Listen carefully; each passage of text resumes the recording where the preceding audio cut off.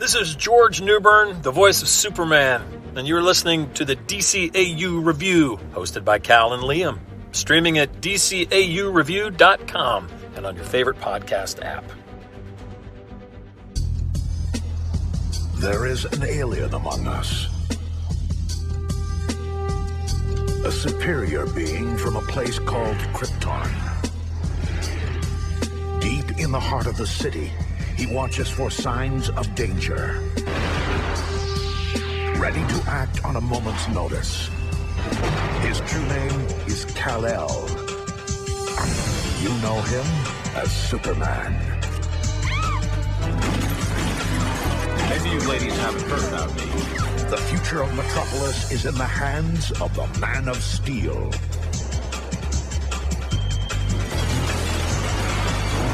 Get up! Superman! Get up.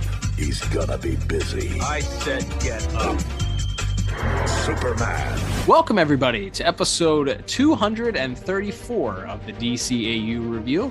I am one of your hosts. With me, my good friend, good brother, the man that runs our Twitter account. That's right. It's Liam. Liam, it is yet another week here at the DCAU Review. We have turned the calendar page. Well, we are here if you're listening to it the first week that it dropped. If this is evergreen, it could be in the middle of a month. We don't know. But as far as transitioning into another show, that's what we will be doing here if you listen weekly. So we will be continuing here, of course, in the DCAU Review. We've had a nice couple of months in the dark red skies of Gotham City, celebrating Batman the Animated Series' 30th anniversary. But we are here back in some sunny skies as we are going to be covering Superman the Animated Series for the remainder of this brand new month.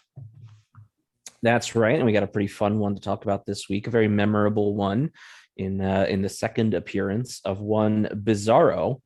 Been a long time since we talked about his first appearance, so kind of fun to come back into it and look at the sequel in the aptly titled Bizarro's World. There we go. Yeah, it's going to be a fun time this month. As we mentioned, if you listened to our episode last week, which a hugely successful, fun episode last week. Tune in if you did not listen to that Shadow of the Bat review, another Batman Brave and the Bold. A joy to visit that series every time we do. But in case you didn't, and we were talking about our Superman content, it's no secret we reviewed a whole lot of the content that the Superman the Animated Series has to this date. So we're running out of episodes, but we have enough right now where we're going to continue here for the rest of the month. We'll wrap up this month with a special episode. And of course, also, if you're listening to this the week that it drops, we are here in the month of November. So that means we'll have our bonus Black Friday episode dropping also in just a few weeks here. But Liam, this week, as you mentioned, we are covering Bizarro's World. And before we get into our four categories for this week, we, of course, will get our official IMDb synopsis brought to you by The Pod Tower. Head over to youtube.com/The Pod Tower to check out not only our entire catalog, which of course includes the very first episode, Identity Crisis, that features Bizarro, but also our entire catalog and bonus episodes, as well as fantastic content from other DCAU creators. That's right. So this is the synopsis for Bizarro's World, which was written by Robert Goodman, directed by Hiroyuki Aoyama. I apologize, I'm probably butchering that. Music by Lolita Ritmanis and animation by TMS. And that synopsis reads as such. After inadvertently receiving recorded memories of Krypton, Bizarro attempts to recreate those memories in miniature in his own twisted way, including its end. You had me until that add-on, including its end at the end there. I don't want to cast, I don't want to presume to know what's in the mind of the official IMDb synopsis providers. who type in these synopses. I would maybe guess that English maybe wasn't that person's first language. Could be. Or that perhaps they put it through like a Google Translate, which, as most people who speak other languages would tell you, is not a particularly reliable translation, or at least not a full translation. So feels like maybe something got a little lost in there. But yes, as a whole, I think it covers the big bases. Bizarro's back. He's trying to build Krypton. That's the big building blocks of our episode. And honestly, we could probably end this right here and start talking about the plot, because it is not a lot of depth for this episode. We do start things off. We will do our plot synopsis before we get into our dissection and discussion about our scores. But we start out with Lois driving up the mountain where the original laboratory was that we last saw Bizarro in, and where it appeared that his life came to an end in a very heroic way, saving Lois and Superman. But so Lois is driving up. She's up to something. She's trying to do some investigative work. She's met by a man with a very large gun who tells her that she needs to go away. She's insistent on trying to trespass, and the security guard begins to threaten her. But then the old Boy Scout, the big boy in blue, shows up, and Superman tries to figure out if there's something that's going on, if something's wrong. That really just, this gives us an opportunity, Liam, to sort of give some exposition on what happened in the last episode in case viewers hadn't seen it. Warning. My orders are to... There a problem here? Yeah, this beefhead. No problem at all, as long as the lady turns around. Don't bother. I checked already. There's nothing left up there. I guess that includes Bizarro. He must have been completely vaporized. Just think what it would have been like for him if he'd lived. First finding out he wasn't, well, you. And then his home, his whole world destroyed in one day. Could you imagine? Yeah, I think I can. He'd probably feel a lot like I did when I learned I wasn't human. We get a lot of talk about how Bizarro died, what the factory or the laboratory rather was all about, who was responsible for it, and we kind of get that episode was left with on a cliffhanger as to what exactly happened to Bizarro. But as Superman sort of wonders aloud what would have happened if he were in Bizarro's shoes, and whether or not he would be out there searching for who he was and trying to figure out his own identity. We see that Bizarro is just doing that, as wouldn't you know it, he happened to head north apparently and has made it so far to the North Pole. And it's a bunch of happenstance that he happens to stumble upon Superman's Fortress of Solitude, of course. Well, he sees that very fortuitous newscast in the ski lodge, which happens to be playing Metropolis News. Right. That's true. Which, by the way, I don't think we've ever discussed this, and there's probably something for animation and visuals, but Professor Hamilton is mentioned in this newscast, and that's where Angela Chen mentions that Professor Hamilton may or may not, and could not confirm or deny that Superman lives at the North Pole. Which prompts Bizarro to head north at that point. But I dare say that Professor Hamilton has one of the best tans in all of DC animated universe history. Would you not agree? He's got the skin of a hot dog. After all this time, Metropolis still knows so little about the real Superman. Only one person is known to have pierced the iron wall around the Man of Steel. Professor Emil Hamilton of Star Labs. Rumor has it that he's even been to Superman's secret hideaway, a mysterious fortress hidden somewhere near the North Pole. I tried asking Hamilton if this was Superman's home, but the professor declined to comment. North Pole? Home? Am I right? The man gets his son. The man is he overnights as an inner gang enforcer, and then he's professor during the day. But Man, I tell you what, Saturday hits. That dude is on the let's. I'm sure there's a beach somewhere on Metropolis. Definitely a Metropolis beach. Well, the water is probably unusable because of all of the vehicles Superman throws in it, but I'm sure there's a Metropolis beach where you can get some sun, and Ola Meal is definitely taking full advantage of that. Yeah, for sure. But as you mentioned, as Bizarro walks through the ski lodge wall and catches this newscast, he decides to fly north. And of course, he happens to stumble upon the Fortress of Solitude at that point. He hears his super hearing has him stumble upon some creatures. Of course, Superman's galactic zoo, although they don't call it that in Superman the Animated Series. Mm-hmm. All the creatures that he rescued in the Lobo episode. So he's there. He's investigating. He decides that they should not be kept behind the glass and breaks it free. And there's a creature that lunges out after him, and he lovingly cradles it like a dog and begins exploring this Fortress of Solitude, and stumbles upon the orb that Superman uses to communicate with Brainiac. It's sort of Superman's Alexa, right? It's his Google Home. It's his Siri. You ask the orb anything, you hold it, and it'll give you all the information that you need to know, just downloaded right into your brain. Right. It's the role that's usually filled by a hologram of Jor-El in the live action movies, but here it's sort of this benign piece of Brainiac that is filtered through this orb, and then from the navigation computer from Superman's baby ship. So yeah, it's whatever you need to know, whatever information you need. And I guess because he's still, despite a plot point later where his cells have mutated so much that he and Superman don't have the same weakness, he still does have enough shared DNA with Superman to be recognized as Kal-El himself, and to be given a bit of a history lesson by Brainiac as he informs him of not only of the glory and grandeur of Krypton, of his own identity as Kal-El, but also that at the end it all comes to a bit of an explosive finish. And that's where we get our call to action for our primary antagonist in this episode.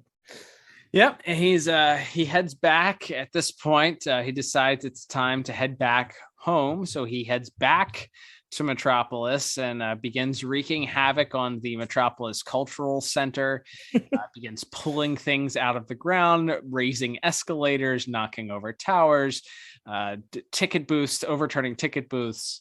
And we kind of get a look inside of Bizarro's brain at that point, as we get a visual of him switching between what is actually in front of him in Metropolis and sort of recreating a visual that he saw in Brainiac's orb of what Metropolis looked like. So we get it at that point. If his dialogue wasn't enough, Bizarro is attempting to recreate what he saw as Krypton, so that he can create his home. He wants to know where his home is. Because that's ultimately what he asks the orb, where his home is. And so now he's going to recreate his home. So with Crypto, by the way, his dog in tow, he's arrived, and he's built sort of in this theater-like location. He's built himself a home, and Maggie Sawyer and Dan Turpin show up and are attempting to sort of get things under control. Oh, by the way, during this time also Bizarro sees what looks like perhaps a chauffeur or a bellhop. I'm not sure, but he's wearing doorman, maybe a doorman. Yes, he's got a uniform that somewhat resembles Jor-El. So Bizarro, of course, looks at it and says that it's his dad. So he kidnaps this guy, makes him sit in this dilapidated theater, and with Crypto the alien dog, and then Lois shows up to find out what's going on. Let me just add a lot of meme potential in that clip of Bizarro shouting "Daddy." Definitely going to put that one in the chamber for. There you go. And I don't know when I'm going to bust it out, but just know it's coming.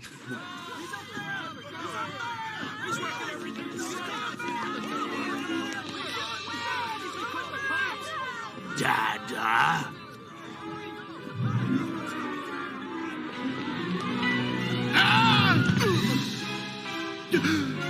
Dada.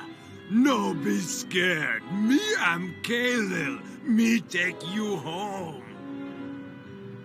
just put that in the put that on the back burner for now. But yes, in today's modern culture, plenty of opportunity to use that one.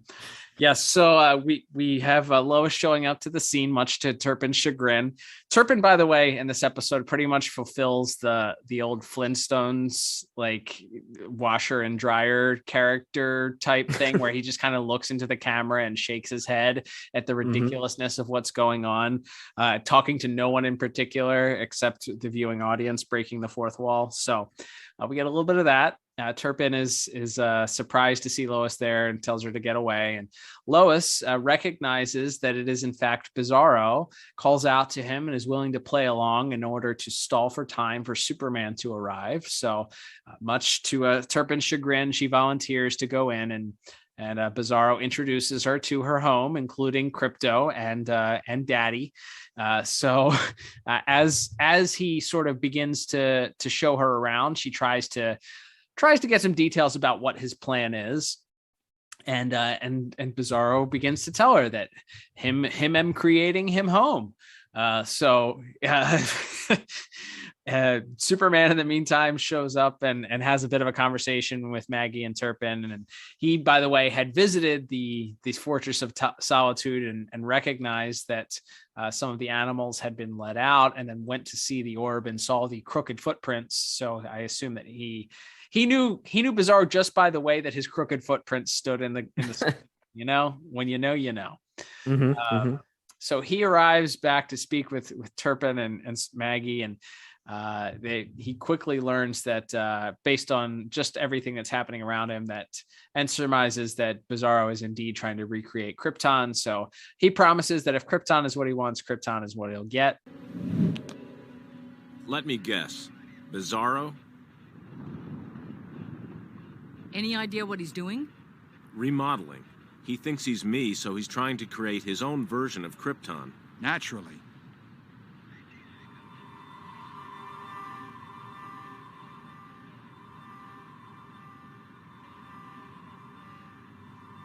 That building won't last long. I'll be right back. If Krypton is what Bizarro wants, that's what he's going to get. As Bizarro is attempting to subtly make some moves on Lois by putting his arm around her in a very casual way, Superman breaks in and has not come alone, has he, Liam? That's right. We get not only the return of the anti-kryptonite suit, TM. We also get he's holding, in fact, a big glowing green rock, which he quickly tries to sort of disarm Bizarro with words, and when it's clear that will not work, he asks to play a little game of catch and throws it over to him. Bizarro catches the rock, and much to Superman's surprise, it does not affect him at all. We get a throwaway bit of dialogue saying that their cells they're just too different now, and that's it. So I don't know. All right. Yep. I guess. Sure. What it tells me is that if somebody Darkseid, Luthor, anybody could get like a mind control device on Bizarro, they would rule the world. Pretty much. Yep. Yeah. Because what's his weakness at this point? Not kryptonite. Right. Like, well, Superman can punch as hard as him, but they can just throw kryptonite at Superman, and then he's helpless, and Bizarro's fine.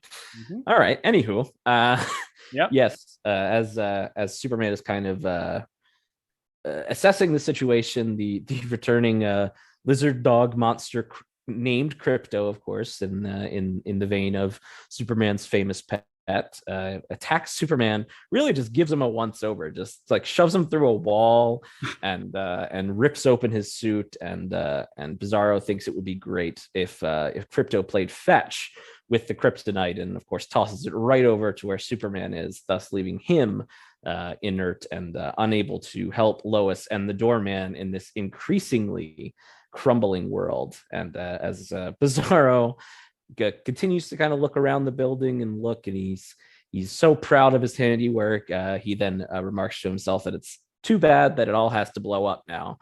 and he flies out of the ceiling, and for about the fifth time in the episode. So the building is crumbling. Lois and the doorman and Superman are all in danger, and Bizarro is going off to as we find out, a missile silo to recreate the end of Krypton. And Superman uses, I guess it's like a lead shield from a suit of armor that was on display in this cultural center. Sure. And is able to get the kryptonite far enough away from him that he's able to get back up on his feet and save Lois and the doorman at the last second. And does he grab Crypto too? I don't see him do that, but we know that he must have. Something happened. Yes. Or maybe Crypto. I mean, Crypto was taking it to Superman, so maybe he's just a bit maybe he's just impervious to more things than we know. But yes, that creates our moment as Superman goes out and sort of discusses the situation with Maggie and Turpin once again, and they inform him that that Bizarro went flying off in a certain direction, which Superman realizes must be the closest airbase. I don't know how Bizarro knew about that, but he did, and he goes and he breaks into the missile silo itself and just chucks it up into the air, at which point the rocket fires. And we have our race against time sort of to end our episode here, as Bizarro is trying to complete the story, and Superman, of course, trying to save the city at the same time. So it's we'll talk about this more in visuals. This is probably the most fun portion of the episode, when they're flying after the missile and sort of struggling with each other, and Superman's trying to reason with Bizarro and all that. Bizarro, you've got to listen.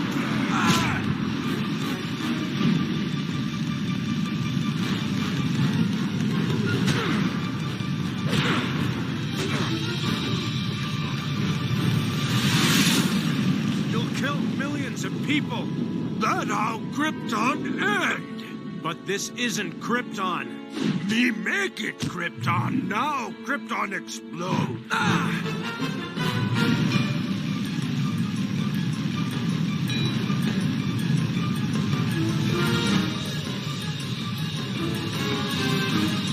And what about Lois? If you do this, Lois will die. Lois not on Krypton. Right, but she's down there now.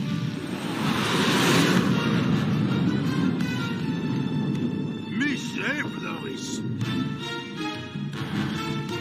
And finally, Superman's able to get through to Bizarro by informing him that Lois will be killed in the blast, which Bizarro remarks doesn't make sense because Lois wasn't on Krypton. At which point Bizarro goes off to save Lois, and Superman is able to throw the missile up into the sky. I'm just going to assume that there's no danger of nuclear feedback if it explodes like 10 feet above the tallest skyscraper in a city. And we kind of begin to wrap up here, as Bizarro is once again still trying to seemingly save Lois, but Superman finally intervenes and kind of informs Bizarro that he's got a little bit more to the story, that the story doesn't end with Krypton blowing up, and that it's time for Bizarro to go find his adopted homeworld. That's right. And we have our nice little bow on it. And, it's a little bit of a sad story, as Bizarro realizes that he comprehends at this point that there's no actual living beings on this planet that Superman has brought him to. So how on earth can he be a hero? Who can he protect? And that's where we have our little heartwarming end there, as Superman reveals that tucked away inside the spaceship is the horrifying lizard dog creature that Bizarro has named Crypto. So he's brought Crypto to this planet so he can keep Bizarro company. So, man's best friend or clone's best friend, I guess, at this point. So, and that's we get a pan up to the sky, the space, and that's the end of our story here. Superman, by the way, in his space outfit, TM. So we get another, all of Superman's garb in this one. His the only thing missing is the underwater suit in this one. So that's right. All right, so that kind of wraps things up for our plot, Liam. I'm not gonna lie, not a lot of notes on the plot for this week. I think it's a perfectly fine episode. There's not a lot that changes here, other than we find out what happened to Bizarro after the explosion at the lab.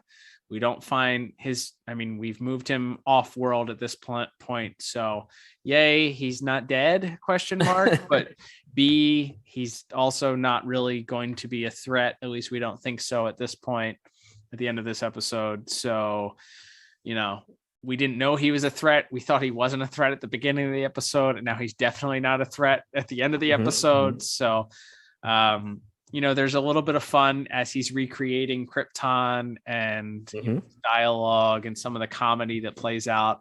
But there wasn't enough for me. This should have been a little bit more wacky comedy. I feel like there is some comedy, like really go in on it. The doorman and him calling the doorman daddy and thinking that he's his dad just because he's got lapels. I thought that was pretty funny. But it's not. I don't know. It's just not terribly interesting at the end of the day. And the missile heading towards Metropolis. I mean, how many times have we seen Superman disable a missile before? It doesn't kind of feels maybe not that many this far into the series during the original run, but at this point we've seen it ad nauseum. Like it's Superman's not going to lose to a missile. He's going to defeat the missile. So are we really afraid that Bizarro is going to blow up Metropolis? I don't know. But yeah, I just didn't find it terribly interesting. I felt like the comedy could have been played up a little bit more. We've seen we've seen comedy episodes, especially of Superman that work really well. Ironically, the third part in the Bizarro trilogy has one of those characters that I feel has been a successful attempt at comedy in Superman the Animated Series, but I don't know. All of that, I don't think it's offensive. It's not bad. It's not, it moves by very quickly. It didn't feel like a drag at any point to me. So for all those reasons, I gave it a 5 out of 10, middle of the road. It's fine. It's okay. It's not great. It's not bad. What about you?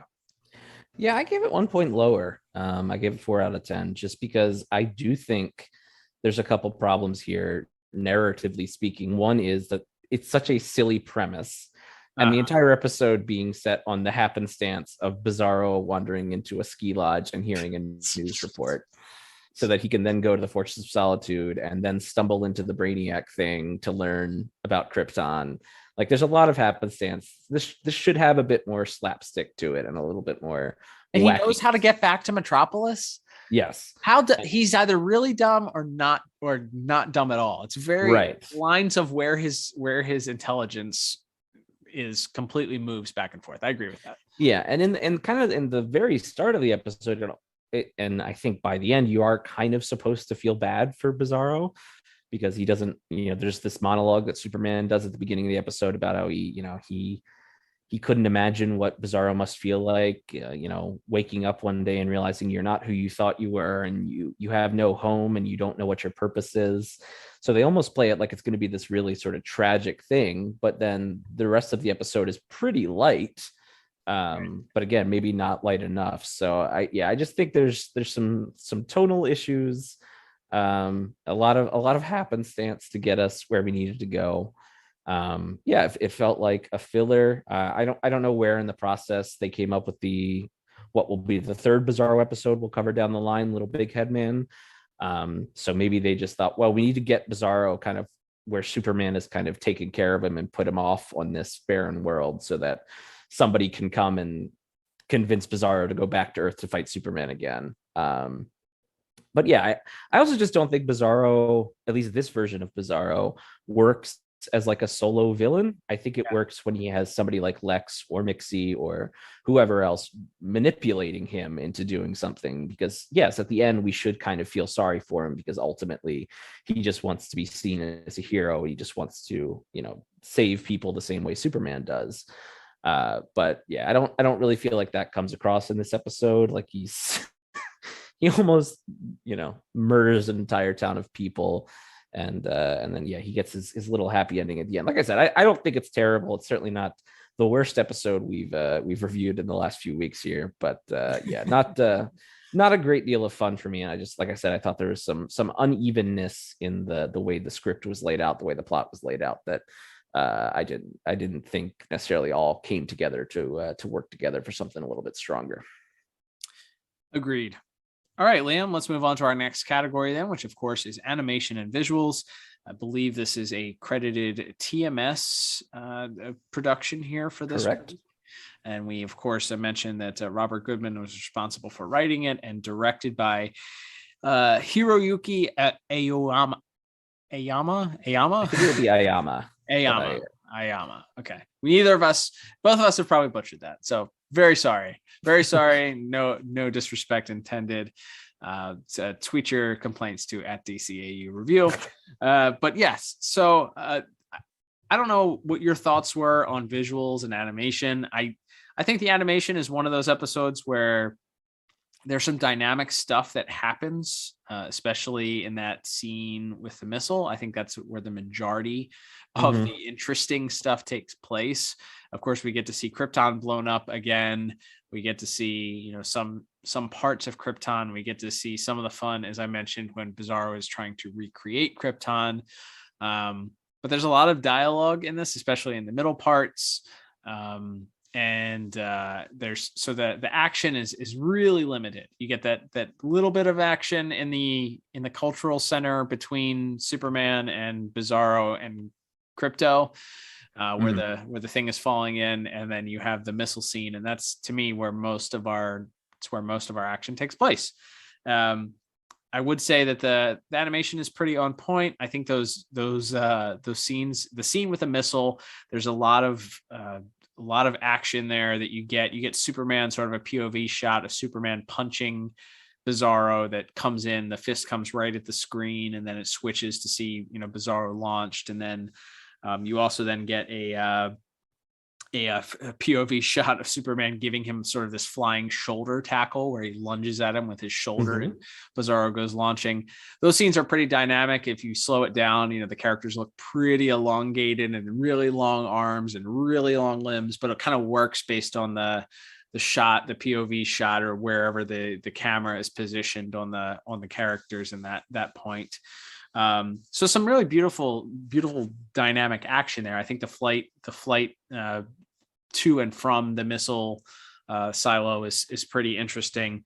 But as far as action beats, you got to wait a long time for your first beat, and then it kind of drops off immediately afterwards, in my opinion. But I think for the most part, it's a beautiful looking episode, a lot of bright colors. Nothing really stood out as being off model to me. I thought everybody looked pretty strong. Couple minor things I liked. When Bizarro first arrives in Metropolis, you get him flying through, and they haven't really quite revealed that it's Bizarro, but it's this purple blur instead of the how did Smallville put it, the red blue blur that you get usually with Superman. It's like a purplish blur. So I love that stuck out and sort of reminded me of a visual that you would see in the early Superman cartoons, the Fleischer cartoons.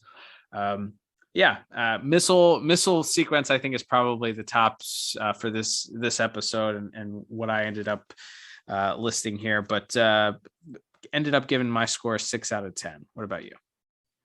Yeah, I went just 1 point higher. I went 7 out of 10. Mostly because I'm always a sucker for that sequence and we get it twice in this episode, which is the entrance into the fortress. I know if you're more of a traditionalist from the comics, you may have wished they used the big giant golden key. But I love this idea that's like under the polar ice caps. Like there's literally no way you can see it if you had like a satellite or something. So it really does feel like maybe more of a fortress in this case. And I like seeing that. There's a really nice shot as Bizarro is heading there where you kind of just see, sort of, you don't see him in the shot yet. You just kind of see the camera sweeping over all of these ice caps and the water sort of sloshing around. And then you see the close up on Bizarro as he sort of listens and begins to hear the animals in the zoo and he flies down. And then we get it again with Superman later. And then, probably without a doubt, the best part of the episode, I think, is the sequence with the missile at the end. As far as visuals go, it's fun. Like I said, I wish Superman had to work a little harder to get rid of the missile. Like that's always such a hallmark of the Fleischer Supermans, was when you kind of grip and grunt and struggle to lift the thing and get it out of the atmosphere, but he just kind of flips it up and sends it into the sky. So still a fun sequence, like I said, with him sort of getting knocked, and then the way they sort of visualize, they're both flying at like supersonic speeds, but then one will sort of hit the other one and they fly backwards in one direction, and then they have to sort of fly back to keep up. I think that's a fun sequence with them sort of floating and struggling around the missile. But and I like the design of Bizarro's world at the end of the episode. That's the name of the show. Hey.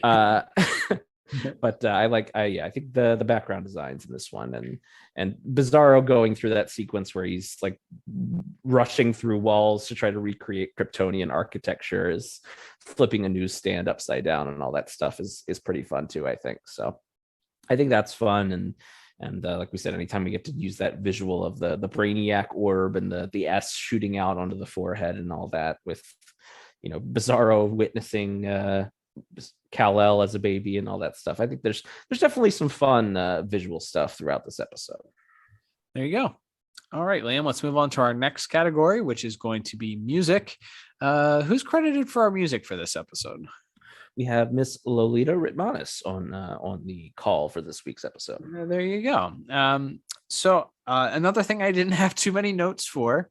Do you have anything that stuck out for music for you? I think other than the missile scene, I didn't have anything that stuck out too favorably. What about you? Just a little bit of the character themes coming in. Of course, we get Superman's theme a bit, but when Bizarro is sort of flying over the polar ice caps, it's essentially the Superman theme, but it's played in this very off-kilter minor key on some horns, which I think is great. And I kind of wish they had brought that back a little bit more in the episode, because I think that's we talk until we're blue in the face about how much we love the character specific themes on the show, and we do get a touch of the Brainiac theme as well, or the Brainiac refrain that we hear when he first sort of appears, and then I did also have a note about the missile sequence at the end, which I think has a really good pace and tempo to it, and really builds up the anticipation, especially like every time Superman kind of gets knocked away, the music kind of dips down and then sort of springs back to life as he flies back up towards the missile. So they did some pretty cool stuff in that final act. For all those reasons, I strictly notated that. I was hoping actually once that Bizarro or Superman tricks Bizarro into going to try and save Lois, I was hoping that once he was able to sort of battle the disabling the missile, that we would get the Superman theme kick in, but you really don't get it. It's just kind of the same sort of structure that we had been getting for that entire chase scene. So I was a little bit, surprised that we didn't get the Superman theme played more triumphantly there. But hey, sometimes you expect the music to go right and it goes left. It's not necessarily bad. It's just not what you expected. But yeah, I think that whole sequence is scored very well. And for that reason, I ended up giving music a 6 out of 10. I thought it was fine this week. Nothing terribly wrong or terribly right about it. But we love the music regardless here, and it's gonna have to be really bad to give it a low score. Absolutely. I ended up coming to a 6 out of 10 as well. Like I said, if we'd incorporated a little bit more of the character themes, either for Bizarro or for Superman himself, I think it may have gone up a notch or two for me. I do think it's, like I said, very strong in that final action sequence. But yeah, nothing too great to write home about. Certainly nothing you're gonna hum to yourself, which is a lot of times our barometer for when we get into the real high scores for music. There we go. All right, Liam, let's wrap it up. We have our voice cast for this week. I know not a whole lot of voice actors here.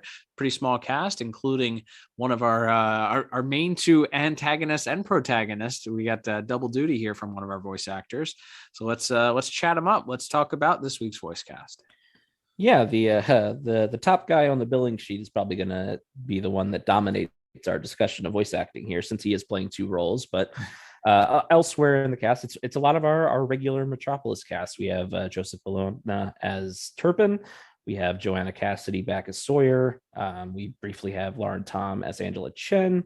I don't even think he gets a name. I think he's just credited as Doorman, but we do have the legendary voice actor Frank Welker who's usually the animal noises you hear. So probably And did the voice of Crypto if we had to guess. I would almost 100% say that yes, he was also the voice of Crypto.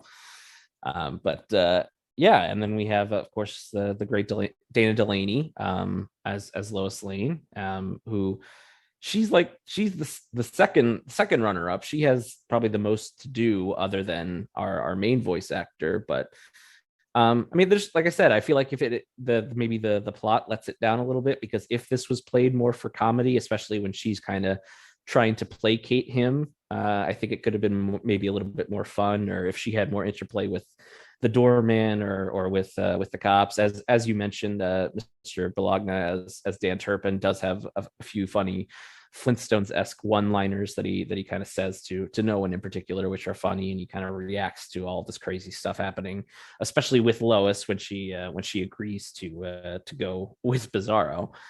But yeah, I mean, really, it's almost a one-man show today, and it's Tim Daly playing both Superman and Bizarro, and it's a lot more Bizarro than Superman. Yeah, it really is. We get a ton of Bizarro.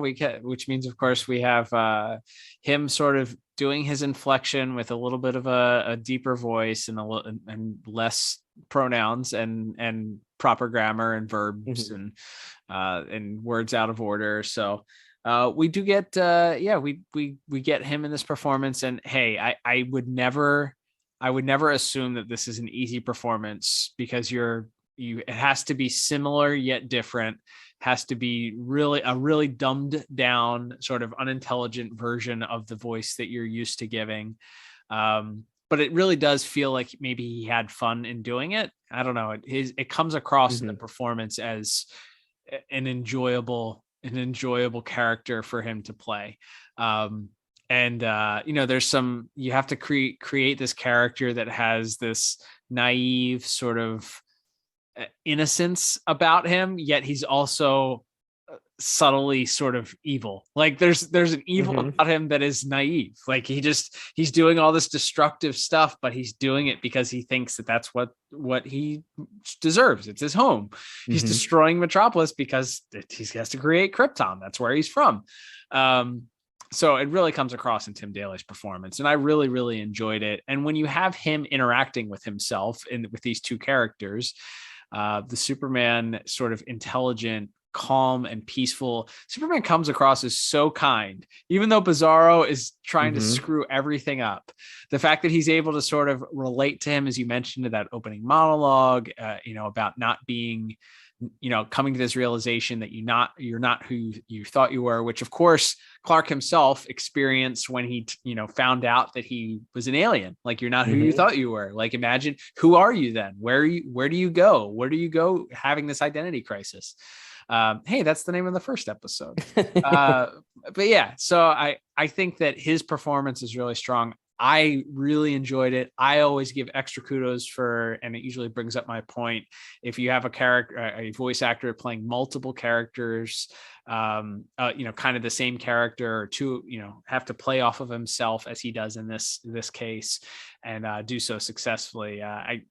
I loved this performance. I think that, rounding out everybody else's performance, Daniel Delaney off of this Bizarro version of Tim Daly is great. So yeah, I ended up giving it a pretty high score. I ended up giving it an 8 out of 10. Yeah, I went just one tick lower. I went 7 out of 10.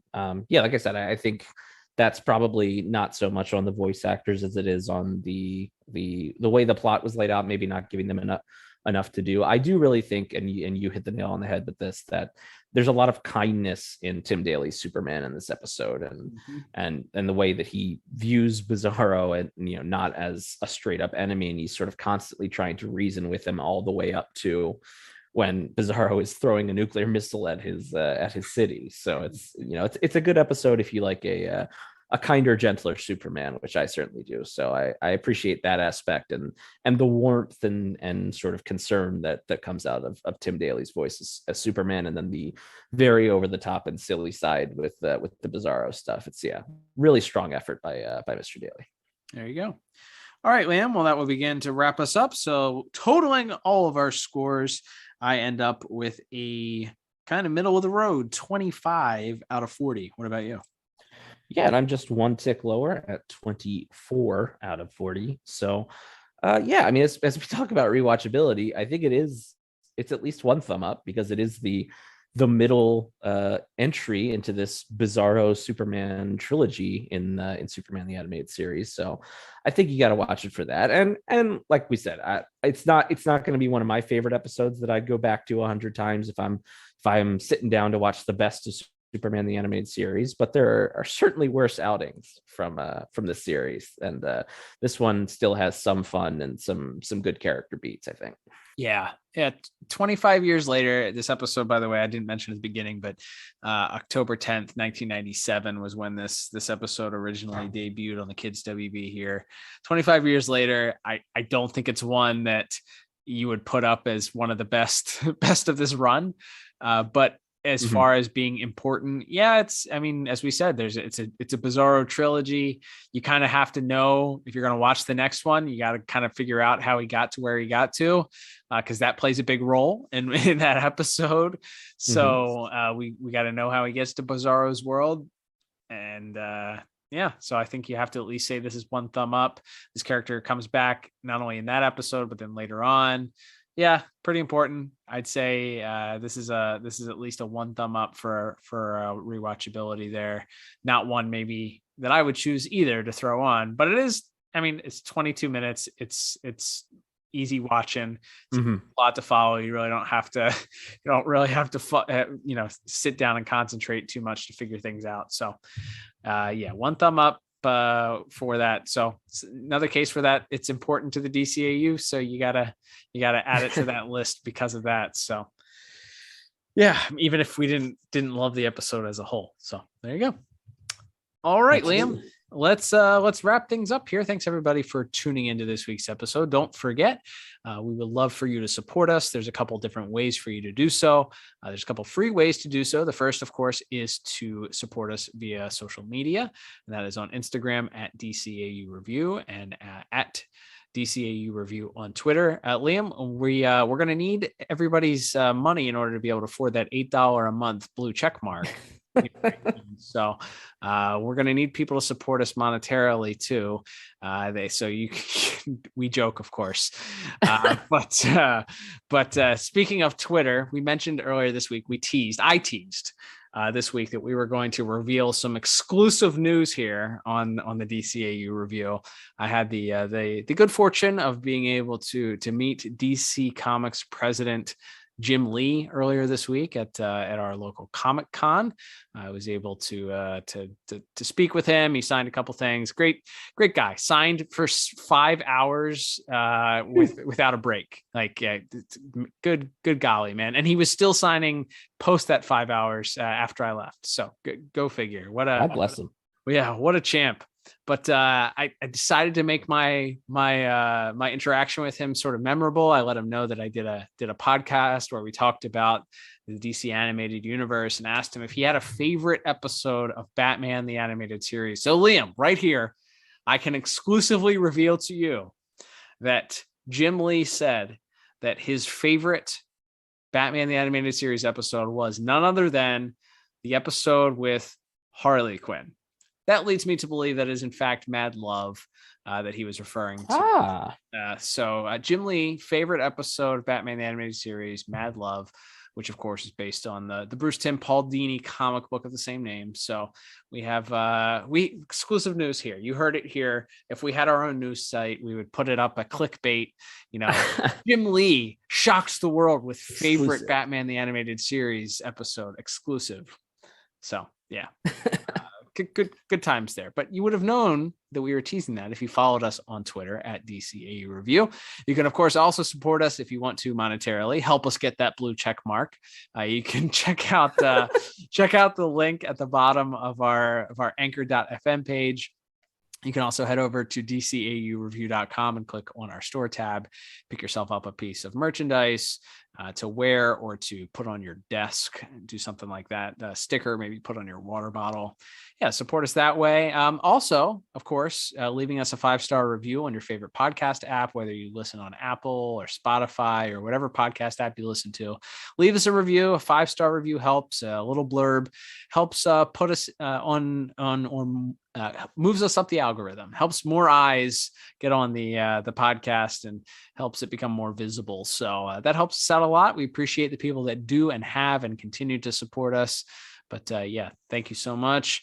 Liam, we will be continuing here, as we mentioned at the top of the program, with more Superman this month. And we've got another exciting episode next week, one that we've been putting off for quite some time here. But as we mentioned, the amount of content we have is dwindling with Superman. So it's about time we review one of the early and maybe the most seen episodes from our viewpoint in the history of Superman the Animated Series on next week's episode. That's right. So we will finally, some 235 episodes in, we will finally be covering the first appearances of Jax-Ur and Mala. And we're going to try something different because, as you probably know if you're listening to this, that is a 2-part episode, Blast from the Past, parts 1 and 2. We are going to try something a little different because, as mentioned, we don't have a lot of Superman left. We're going to try to review each part as its own episode. So we will be coming back here next Saturday with a review of Blast from the Past, part 1. There we go. We'll talk a little bit about the General Zod stand-in that is Jax-Ur. And maybe talk a little bit about why they didn't actually use General Zod, and talk a little bit about all that episode entails, including a very tan Emil Hamilton. I'm very excited to cover that topic again. As if you have any idea why Professor Hamilton's so tan, tweet us at DCAU. Join in the conversation. But until then, I'm Cal. And I'm Liam. And we'll talk to you on the next episode of the DCAU. Bye-bye.